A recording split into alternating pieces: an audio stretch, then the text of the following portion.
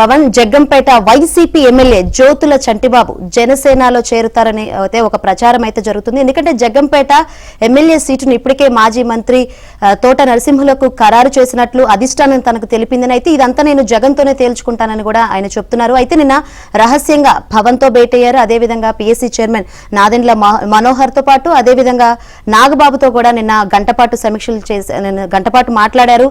అయితే తనకు జరిగిన అన్యాయాన్ని కూడా ఆయన ఆవేదన వ్యక్తం చేసినట్లు కూడా కనిపిస్తుంది. చూస్తే జగ్గంపేట వైసీపీ ఎమ్మెల్యే జ్యోతుల చంటిబాబు జనసేనలో చేరుతున్నట్లు తెలుస్తోంది.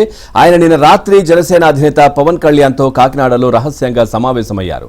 Janasena PSC chairman Nadendla Manohar, party ప్రధాన కార్యదర్శి నాగబాబు సమక్షంలో గంటకు పైగా చర్చలు జరిపారు. వైసీపీలో తనకు ఏ విధంగా అన్యాయం జరిగిందో తెలియజేసి చంటిబాబు ఆవేదన వ్యక్తం చేసినట్లు సమాచారం.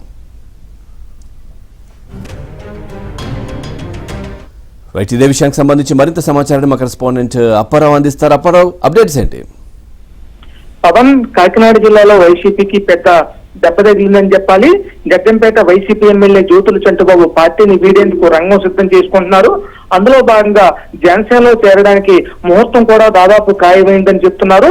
అందులో భాగంగా నిన్న రాత్రి 10:30 నుంచి 11:30 మధ్యలో రహస్యంగా ఎమ్మెల్యే ఒక్కడే గన్మెన్ కూడా లేకుండా కాకినాడలో బస చేసిన పవన్ కళ్యాణ్ ని రహస్యంగా కలిశారు.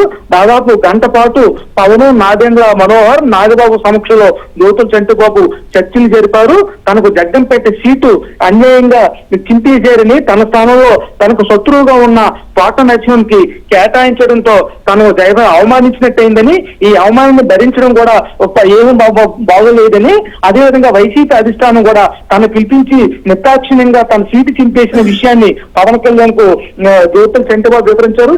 ఈ నేపథ్యంలో తనకు జనసేనలో అవకాశం కల్పించాలని కూడా కోరినట్టు తెలిసింది. అయితే దీనికి సంబంధించి సీటుకు సంబంధించి ప్రస్తుతం జగ్గంపేటలో టీడీపీకి జ్యోతుల నెహ్రూ సీనియర్ లీడర్ ఉన్నారు. ఈ నేపథ్యంలో పోటీ చేసేయడానికి అవకాశం దాదాపు లేదని కూడా పవన్ కళ్యాణ్ చెప్పినట్టు తెలిసింది. అయితే తెలుగుదేశం పార్టీకి సంబంధించి అభ్యంతరాలు కూడా అటువైపు కూడా ఏమీ లేని నేపథ్యంలో జ్యోతుల చంటిబాబును జనసేనలో తీసుకోవడానికి దాదాపుగా నిర్ణయం చేసింది. అయితే ప్రస్తుతానికి పదవికి సంబంధించి ఎలాంటి షరతులు కానీ హామీ కానీ ఇచ్చే అవకాశం లేదని తెలిసింది. అయితే ఎట్టి పరిస్థితుల్లో తనను జగ్గంపేటలో అవమానించిన వైసీపీని ఎలాగైనా దెబ్బ కొట్టాలనే ఉద్దేశంతో జ్యోతుల చంటిబాబు జనసేనలో నిర్ణయం చేయడానికి దాదాపు